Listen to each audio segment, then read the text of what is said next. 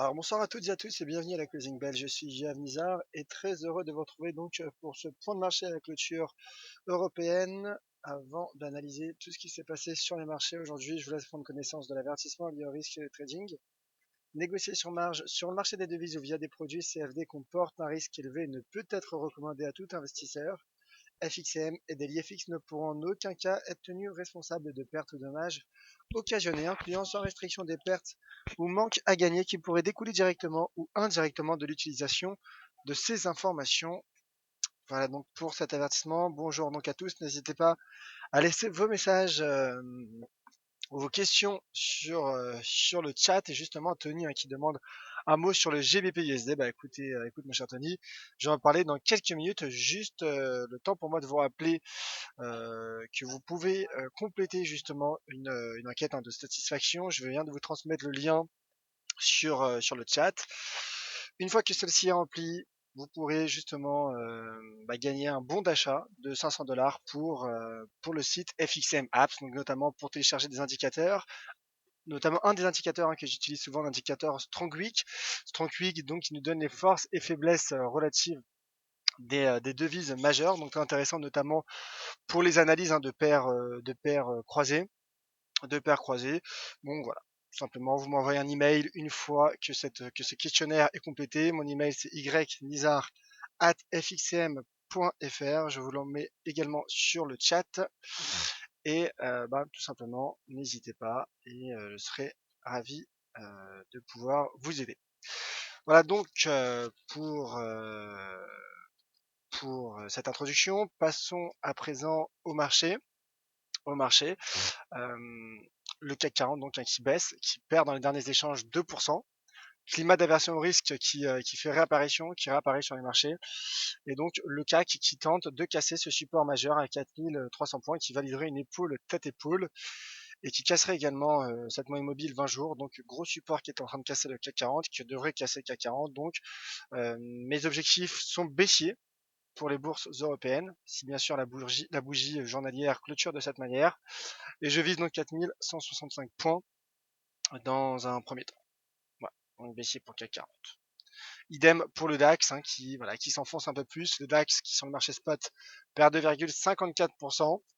2,54%. L'objectif théorique de l'analyse technique suite à la sortie par le bas de ce range se situe à 9370 points dans ces environs. J'ai un niveau à 9400 points, donc ma cible se situe à 9400 points. Les indices européens, donc comme je le disais, sont sous pression et pourraient poursuivre la baisse lors des prochaines séances. Alors les devises, justement, l'euro-dollar qui se stabilise, mais qui ne parvient pas, malgré le rebond technique du dollar, léger rebond technique du dollar, qui ne parvient pas finalement à réintégrer ce niveau à 1,1375. Donc l'euro-dollar se maintient au-dessus de ce niveau, un pullback sur celui-ci est possible. Donc pour le moment, l'euro-dollar haussier d'ailleurs, on voit que malgré les mauvais PMI, en tout cas les PMI décevants en zone euro et les PMI à l'inverse non manufacturier satisfaisant aux États-Unis, finalement l'euro-dollar reste maintient et préserve son potentiel de hausse. Alors concernant le forex, donc comme convenu, comme promis, l'analyse Strongwick, l'indicateur Strongwick en temps réel que vous voyez. Donc comme vous le remarquez, le yen est la paire la plus achetée. Et logiquement, je dirais, puisque comme je le disais, il y a un climat d'aversion au risque. En tout cas, il y a un regain d'aversion au risque sur les marchés aujourd'hui.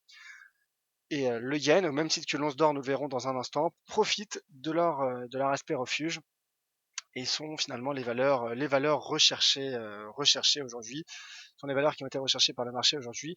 À l'inverse, les devises de matières premières ont été sous pression avec notamment le repli des matières premières, euh, qui également à l'image du cuivre et du pétrole sont sous pression également. Voilà donc pour le Strongwick qui nous dit également que la livre sterling a été baissière aujourd'hui. La livre sterling, en données journalières, est la devise la plus vendue. Donc justement, on va passer sur le GBP USD puisque Tony me l'a demandé. Le GBP USD qui est baissier, qui a atteint mon premier objectif à 1,4130. Alors voici mon graphique GBP USD. Donc en effet, le marché a effectué un plus bas à 1,4121. Donc ma première cible a été atteinte. Je maintiens mon deuxième objectif à 1,40 $. Alors toutefois, ce serait risqué, selon moi, d'entrer tout de suite en position, car il y a un support d'ailleurs sur lequel il y a un reflux du marché. Ce support justement, un 41,30 en données journalières, voilà, nous avons même un niveau, un 41, un 41,10, un 41,15. En tout cas, cette zone de support pour le moment, euh, permet un petit rebond technique du GBP/USD, mais je continue de penser, je continue de croire que ce taux de change a encore un potentiel de baisse. D'ailleurs, une figure en proche de celle du diamant, qui est une figure de retournement, prend forme. Alors certes, le diamant n'est pas parfait, mais en tout cas, en données journalières, cette figure semble prendre forme. Et une sortie par le bas, donc validerait cette figure de retournement. Et cela viendrait confirmer mon opinion baissière sur ce cross, sur cette paire de devises. Voilà donc pour le GBP USD, on va passer aux matières premières. Matières premières, de façon à ce que ce résumé soit le plus complet possible. L'once d'or, donc comme je disais, qui rebondit toujours sur ce support hebdomadaire, donc support majeur à 1217 $. Comme vous voyez, j'apprécie énormément ce graphique en données hebdomadaires sur le cours de l'once d'or, car il y a un niveau de support propre, je dirais limpide, qui joue son rôle de support. Et donc je maintiens mon objectif à 1260 $ et 1280 $ pour le cours du métal jaune. Métal jaune qui conserve selon moi un potentiel de hausse, qui rebondit, malgré finalement le rebond du dollar, mais l'once d'or, comme je disais, qui profite de ce climat d'aversion au risque. Et un mot enfin sur le cours du pétrole qui effectue un léger rebond technique, donc un pullback sous les 36,18 me paraît envisageable. En tout cas, je suis baissier sur le pétrole, notamment avec la validation de cette épaule tête-épaule et cette ligne de coup à 36,18. Écoutez, le marché normalement, en tout cas le potentiel de baisser suite à cette épaule tête-épaule, qui est une figure de retournement. C'est la raison pour laquelle je pense qu'un pullback sous les 36,18 est envisageable selon moi. Alors, passons aux questions. Tony, donc, qui est plutôt vendeur sur Wall Street. Et Ilienne, commentaire de la part de Ilienne. Bonsoir Yoav. Moi, c'est plutôt euro GBP à l'achat. Est-ce plus prudent de prendre mes gains ce soir? Demande Ilienne. Écoutez, on va regarder cela ensemble. L'euro GBP qui en effet était bullish aujourd'hui. L'euro GBP, le voici, qui a franchi une résistance. Qui a franchi une résistance à 0,95. En tout cas, qui est en train de la franchir, qui est en train de valider donc ce franchissement de résistance. À côté, l'euro GBP, selon moi, a un potentiel de hausse, car d'une part, on voit que l'euro se maintient à des niveaux élevés, je dirais en tout cas, est acheté malgré de mauvaises statistiques en zone euro et malgré la politique ultra accommodante de la BCE. Donc cela montre finalement le potentiel de hausse de l'euro. À l'inverse, la livre sterling est affaiblie et n'oublions pas que les fondamentaux de la livre sont fragiles. Donc en effet, je pense que l'euro GBP a encore un potentiel de hausse. Alors après, je ne peux pas vous dire de prendre vos bénéfices ou pas ce soir. Ça, c'est en fonction de la version au risque de chacun. Toutefois, comme je disais, la bougie en cours n'est pas clôturée, n'est pas validée. Mais l'indicateur de momentum RSI accélère puisqu'il pénètre en zone 70. Voilà ce que je peux vous dire sur ce taux de change.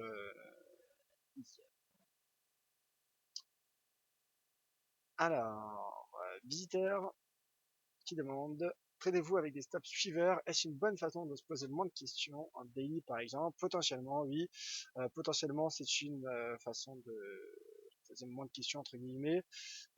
Après, c'est toujours pareil avec les stops, bien évidemment, cela permet de protéger son capital, mais voilà, le risque c'est toujours en fait qu'il y ait un pullback sur le stop. Mais en tout cas, je pense quand même qu'il faille mettre un stop. Alors après, comme je le dis souvent, ça dépend, c'est propre à chaque trader en fonction finalement de son analyse et également de son aversion ou au contraire de son appétence au risque. En tout cas, oui, les stop suiveurs peuvent être finalement une solution. Visiteur qui demande mon avis sur le S&P 500. Bonne question. Bah écoutez, le S&P 500 qui est sous pression mais qui ne casse pas ce support à 2045 points. Je pense que le Wall Street pourrait être sous pression jusqu'à la publication demain des minutes de la Fed, des minutes de la Fed qui devraient être dovish. On remarque ces dernières semaines, ces derniers temps, dès que Janet Yellen a parlé, encore la semaine dernière dans le club économique de New York, elle a employé un ton accommodant. Je pense que demain, ce phénomène devrait se poursuivre et cela pourrait soutenir la bourse de New York. Donc moi, je vois bien un rebond tant qu'on n'a pas cassé les 2045 points. Je vois bien un rebond justement pour au moins aller chercher ce niveau à 2070, 2075 points pour l'indice S&P 500. Alors, Toff, bonsoir demain, l'once d'or ne va pas tout de même, ne va tout de même pas baisser, nous demande Toff. Bah, écoutez, je pense qu'au-dessus du support, en tout cas, il est soutenu par un support solide en weekly, un support qui pourrait être finalement le dernier garant d'un marché haussier sur le cours de l'once d'or. Malgré le NFP, n'oublions pas que malgré le bon rapport NFP qui a soutenu le dollar américain, l'once d'or a tenu ce support à 1217 dollars, alors que le cours était en train de casser en dernier hebdomadaire, ce vendredi à ce niveau. Malgré tout, il y a eu un retracement du marché. Donc je pense que le marché, en tout cas les acheteurs sur ce marché, sont solides, je pense. En tout cas, je pense que l'once d'or a de nouveau un potentiel de rebond. Stéphane qui demande ma stratégie sur l'AID USD. AID USD qui est également sous pression. Voici mon graphique. L'AID USD en effet qui retrace ses gains, mais qui teste également et qui ne parvient pas pour le moment encore, en tout cas qui tente une cassure de cette oblique haussière, qui en cas de cassure en effet, je viserai un retour sur les 0,75-50 dollars. Toutefois, euh, on voit que le rebond, certes il y a un rebond du dollar, mais ce n'est pas non plus transcendantal. Donc finalement un rebond est possible, et d'où l'enjeu de la clôture journalière. Alors, Tony donc indique attention au GBP, il y a les Pays-Bas demain, référendum, pas dit directement, mais quand même. Merci Tony pour cette information. Alors, visiteur qui demande un mot sur l'Eurocad, qui indique que l'Eurocad est une belle configuration en tout cas sur l'Eurocad. On regarde ça tout de suite. Alors, l'Eurocad, voici un graphique Eurocad.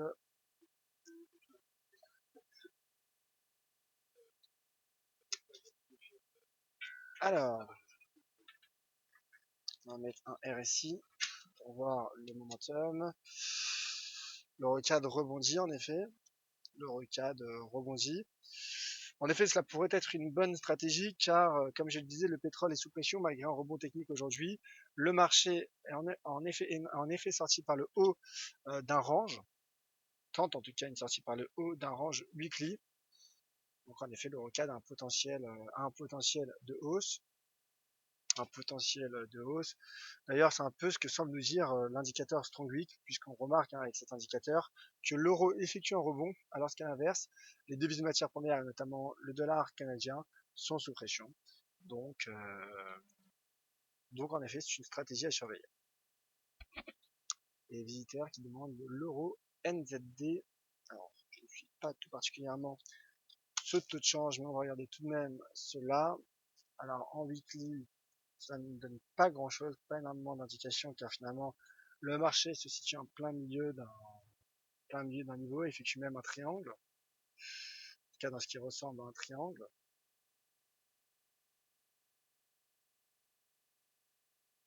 Et en daily, peut-être pour avoir une information un peu plus poussée, en daily, en effet, le marché va tester a priori ce niveau, donc la partie supérieure de cette oblique. En tout cas, va tester cette oblique. Teste cette oblique. Mais comme je disais, l'euro a un potentiel de rebond, les devises matières premières restent fragilisées. Donc je ne serais pas étonné finalement qu'il y ait franchissement et sortie par le haut de ce triangle pour aller chercher l'objectif théorique à 1,7270. Alors en effet, un USD Yen qui a cassé, en tout cas qui tente de casser les 111. Configuration intéressante sur l'USD Yen, je vous la montre tout de suite. L'USD Yen donc, le Yen qui est bullish, le Yen qui profite de son aspect refuge. Alors l'USD Yen, voici, et le cours qui tente même de casser cette oblique baissière, donc en effet baissier. Là je pense que il n'y a rien à dire sur l'USD Yen. L'USD Yen qui sort par le bas de ce biseau et de ce range. Donc je maintiens mon objectif de la semaine passée à 107 yens.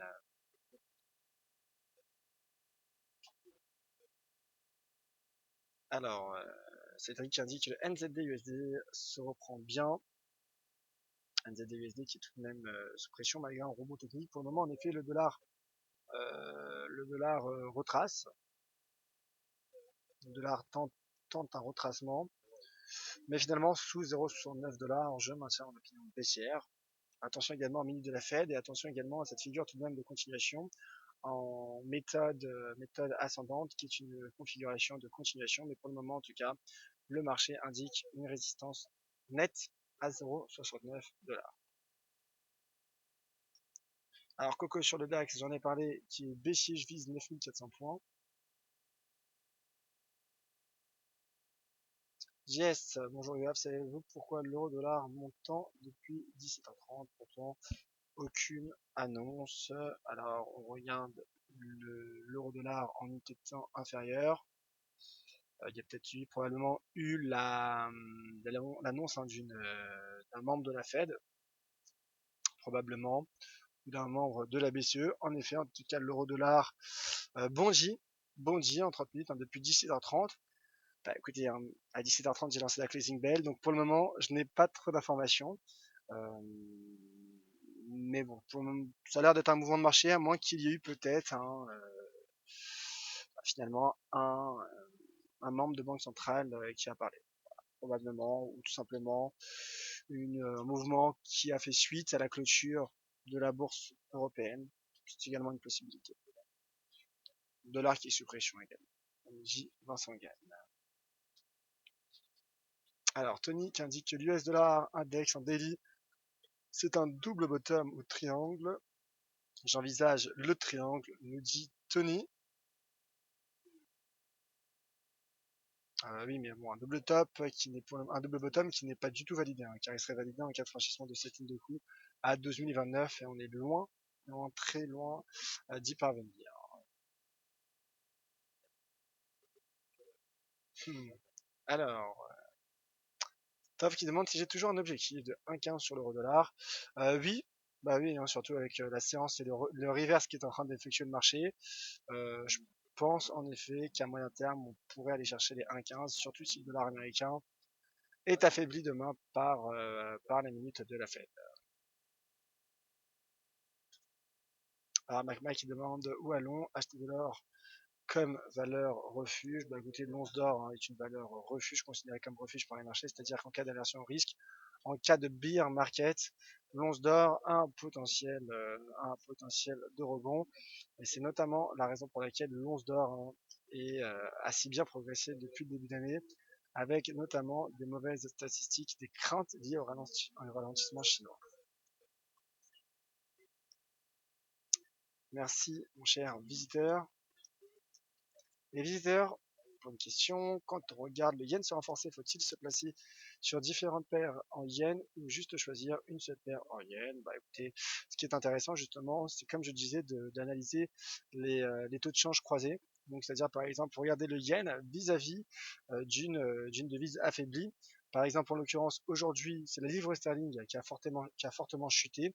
Donc en effet, dégager une stratégie vendeuse sur le GBP yen, par exemple, pourrait être une bonne stratégie. Alors, bien évidemment, tout dépend du moment d'entrée de position, mais les GBP USD d'ailleurs cassent un gros niveau de support à 158,40, d'où l'intérêt finalement d'où l'intérêt finalement de se placer sur les croisées. Et c'est aussi l'intérêt de cet indicateur Strong Week que vous pouvez donc en bénéficier, vous pouvez le recevoir gratuitement si, en tout cas, vous n'avez plus qu'à répondre à ce questionnaire et à m'envoyer un email ynizar@fxm.fr pour justement effectuer des achats gratuits sur FXM Apps. Alors, peut-être d'autres questions. Alors justement, JS qui pose une question justement sur l'indicateur Strong Week. Cet indicateur est-il gratuit, pardon, et si oui, où peut-on le trouver avec une vidéo pour savoir l'interpréter? Alors oui, j'ai effectué tout d'abord un webinaire dessus qui se nomme les indicateurs de sentiment. Je le tweeterai, je tweeterai ce webinaire, notamment sur l'utilisation de Strong Week. Alors, est-ce un indicateur gratuit? Non. Toutefois, si vous complétez justement cette enquête et vous m'envoyez un email à ynizar@fxm.fr, vous recevrez un bon d'achat de 500 $ sur FXM Apps. Du coup, vous pourriez bénéficier de l'indicateur Strong Week gratuit. Je vous enverrai le lien. N'hésitez pas de toute façon à m'envoyer un email si vous avez besoin d'un lien de webinaire ou un tweet, tout simplement. De toute façon, tous nos webinaires sont sur notre chaîne YouTube DailyFX France. Alors, visiteur, qui demande le lien de cette enquête. Écoutez, je l'ai mise sur le chat un peu plus haut, mais je la remets pour les personnes qui viennent d'arriver. Le voici. Et Michel, donc, qui demande un point sur le DAX, que Michel voit baissier. Écoutez, je suis également baissier sur le DAX. Je suis également baissier puisque finalement il y a eu cette sortie par le bas de ce range de moyen terme. Donc l'objectif théorique à 9370. Bon, je vise 9400. Voilà. Je vise 9400 qui correspond également à ce niveau de support en daily et qui est proche également de cet objectif théorique, donc baissier sur le DAX. Voilà mon cher Michel et merci mon cher JS. Alors plus d'autres questions sur le chat, ainsi s'achève donc cette closing bell. Vous retrouverez dans 5 minutes un webinaire avec Maxime Delépine. Webinaire donc sur une démonstration de la plateforme avec notamment l'utilisation des indicateurs, comment télécharger des indicateurs sur la plateforme TS2. Quant à moi, on se retrouve demain à 10h30 de vive voix pour le Commodities Market Report et donc le suivi de mes stratégies, notamment NZD, USD sur les devises matières premières et sur pétrole. Le marché validera-t-il l'épaule tête-épaule réponse demain à 10h30. D'ici là, je vous attends sur Twitter @tuavnizar et n'oubliez pas l'enquête et l'email, surtout l'email pour me signaler que cette enquête a été effectuée avec un imprimé écran si possible de la dernière page ynizar@fxm.fr. Merci à toutes et à tous, c'était Yoav pour la closing bell. Très bonne soirée et à demain.